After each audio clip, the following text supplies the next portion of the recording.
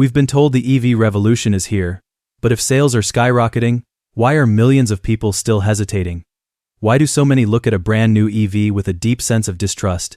The truth is, we've moved past simple range anxiety. We've entered an era of next-level pain points, the kind of problems you only discover after you've bought the car.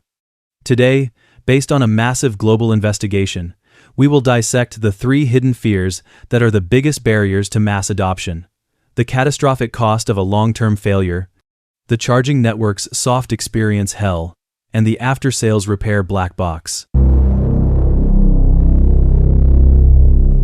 This is the #1 hidden fear for anyone considering an EV: the long-term health and value of the battery.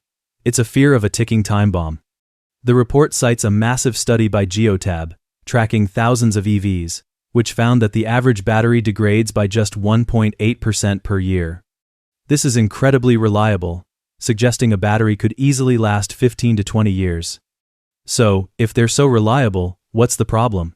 The problem is the cost of failure. While most batteries will be fine, if yours does fail out of warranty, the cost is catastrophic. The report reveals shocking numbers. For a 70 kilowatt-hours ternary lithium pack from a leading brand in the Chinese market, the replacement cost can skyrocket to $27,000. Even for a common Tesla Model 3, a replacement can run from $13,000 to $15,000. This terrifying cost has a devastating effect on the car's residual value. Kelley Blue Book data shows a typical EV can lose up to 50% of its value in just 3 years. Why? Because the used car buyer is terrified of that potential battery replacement bill. The fear is baked into the price. This creates a vicious cycle. Fear of replacement, cost destroys resale value, and poor resale value makes the initial high purchase price even harder to justify. The second hidden fear is the frustrating soft experience of using them. We're moving beyond the anxiety of "can I find a charger?" to the new anxiety of "will the charger I find actually work, and can I pay for it?" The data on reliability is shocking. The report highlights that while Tesla's supercharger network has a stellar 4% failure rate, its competitors are in a different league entirely. Shell Recharge has a failure rate of 48%. EVgo, 43%. Blink, 41%. Imagine pulling into a gas station and almost half the pumps are broken. A damning report from Charger Help in the US found that nearly 1/3 of all charging attempts fail. This is a universal pain point. Every charging network has its own app, its own account, its own payment method. To go on a long road trip, a driver might need to have 5 to 10 different apps installed and funded. It's a fragmented, inconvenient mess. The industry knows this is a problem. The solution is standardization, with technologies like plug and charge, but we are still years away from universal adoption.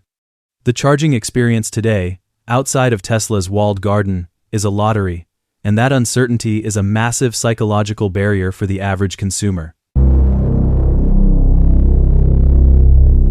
The final hidden fear is what happens when things go wrong. The world of after-sales service and repair for EVs is a black box, filled with high costs, long waits, and a terrifying lack of skilled technicians. The report cites a real-world case where a simple motor controller failure resulted in a $3,800 repair bill from the official dealership. Why so high? Because third-party repair shops lack the authorized diagnostic tools and access to parts, creating a monopoly for the dealerships. The cost of a new battery management system or an onboard charger can easily run into the thousands. But the biggest crisis of all is the shortage of skilled technicians. The technology is evolving faster than the workforce can be trained. In China, there's a projected shortfall of over 800,000 electron-volt service technicians by 2025. In the UK, only 6.5% of all auto mechanics are qualified to work on electric vehicles. An EV is not just a car without an engine. It's a high-voltage computer on wheels. This talent gap leads to longer repair times, higher labor costs, and the terrifying risk of incorrect diagnoses. So, these fears are real, deep, and systemic, but the industry is not standing still. The report concludes by outlining the critical paths forward. Solving the battery dilemma. The solution is battery as a service, where you buy the car but lease the battery, removing the fear of replacement. And a robust, certified recycling industry is crucial to creating a sustainable end-of-life plan. Fixing the charging experience. The key is interoperability and open standards. Governments are stepping in, like the U.S. Department of Energy's Everest project, using open-source software to ensure any car can charge at any station. Rebuilding the service ecosystem. The black box of repair must be opened. This means pushing for right-to-repair legislation that forces manufacturers to share diagnostic information and parts with independent shops. And a massive global investment in technician training and certification. The age of the electric car has arrived, but it's going through some serious growing pains. We've moved beyond the simple fear of running out of power. The new anxieties are deeper, more complex, and they strike at the heart of the ownership experience. These three hidden fears are the final bosses that the EV industry must defeat to achieve true mass adoption. Now, I want to hear from you. Which of these three hidden fears would stop you from buying an EV today? The $27,000 battery cost, the 48% charger failure rate, or the repair black box? Let me know your thoughts in the comments below. If this deep dive into the real challenges of EV ownership resonated with you, please give this video a thumbs up, subscribe to Vault China, and hit that notification bell. Let's continue to hold the industry accountable and push for a better electric future for everyone.